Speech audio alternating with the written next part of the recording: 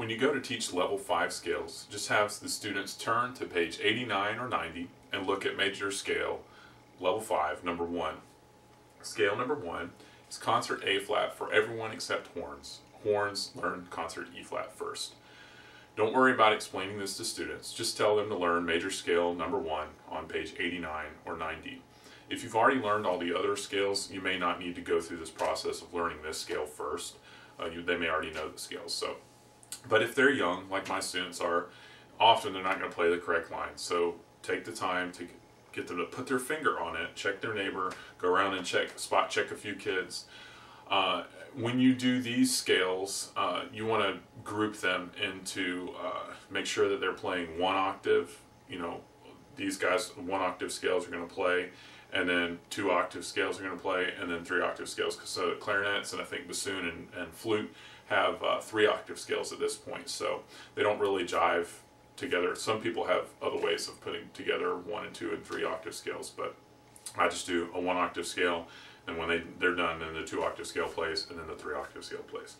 So model on your main instruments. It's still helpful, no matter if at this point you may be a high school band director, but it's still important for them to hear the beautiful sounds that you're capable of making that they're not quite capable of making yet. So I really like the using of a clavinova because it helps my students hear in tune, like what a scale played exactly in tune is supposed to sound like. So try to connect this idea of the level 5 scale all the way back to those rhythm scale, chaining scale, level 1, level 2, level 3, level 4 scales.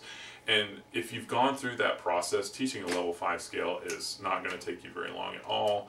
And just interesting note, the level 5 scales are the scales defined by GMEA for the first round, 9th and 10th grade all-state auditions.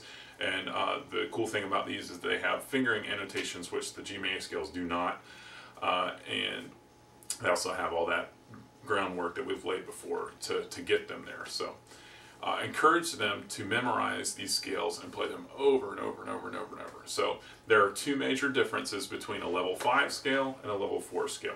They're faster, 132 beats per minute instead of 120, and then some include an extended range. And for a lot of instruments, you know, like flute, clarinet, bassoon, this is the first time they're going to see a 3 octave scale. So don't let them freak out. Just tell them to practice the octave that they don't know yet, and it will help them.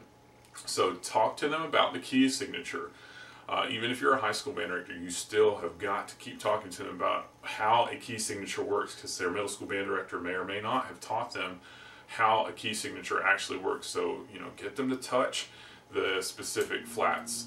And on this scale, concert A flat, they're regularly going to miss the 1st, 4th, and top pitch of the scale. So stress that they use those annotated fingerings underneath. They may not be the fingerings that they're used to, but switch them at this point and to use those annotated fingerings, because those are the fingerings that can keep them from blips and blops.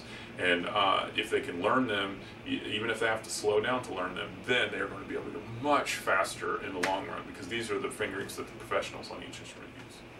One strategy that is really effective for my students to teach key signatures is to touch the first pitch and the key signature. They go that B flat, and then with their left index finger, and then touch the first B flat in the scale with their right index finger, and then the second B flat in the scale, the third B flat in the scale. However many B flats they have in the scale, touch all of them with their right index finger while they're holding on to the one with the left, because that helps them to connect the 2 ideas and say, okay, this flat applies to all of these notes, and then go touch the E flat, and then touch all of the E's in the piece or in the scale, and then A flat, touch all of the A flats in the scale, so they can go, okay, now I get it. This thing applies to not just the one that's on the same line, but also the one up here and the one up here or the one down here, because sometimes kids don't get that. They think, oh, it only applies to the one on this line, or maybe it only applies to the first measure. But if you get them to touch all of the A flats in the piece, then they'll get it. When teaching this scale, I model the fingerings on 1 instrument each time we repeat it. And that may be difficult at this point. Going 132, you know, you're really going to have to study on the instrument to make sure that you can get the flute fingerings going that fast, or you know the oboe fingerings, or you know, you can get your trombone slide position moving that fast. But if you study and learn the fingerings and the slide positions, then it's going to be so much easier for you to teach. So just borrow a student instrument, show them while they're doing it, while you're playing on your main instrument or on a piano, have them air and finger. The students are going to form a blowing out of a candle embouchure, and then move continuous air, articulate when it says to articulate, and then slur when it says slur. And then trombone, you have to move the slide instead of using your fingers, and percussionist air stick. And at this point, you definitely want to be talking to the trombone players about how you slur when you come down. You know, lightly articulated with a la or a da, and then more heavily articulated with a t as they go up. So every time I model a scale, I have them either air and finger or say the letter names while doing the correct fingerings in time with the metronome. It really helps. Again, keep these scale study times very short. Short, intense bursts of study tend to work better for students, especially in this new age where everything, you know, click of a button and bam, it's there. If you can keep your teaching shorter and more intense, then they will get more from it. So when the exception would be if I'm teaching a new scale, like if they've never played a 3-octave scale on the clarinet, then you may need to spend about 15 minutes to give them the comfort to wrap their mind around it, give them a little extra time to kind of play with things. But demand, even from the first time, that they play the correct pitches, and point out mistakes that you hear and see every time. Make sure that you're teaching with your eyes. If you don't know the fingerings, you can't teach with your eyes. So study, learn, but also don't be Dr. Doom. Don't just always tell them what's wrong. Wrong, wrong, wrong, wrong, wrong, wrong, wrong.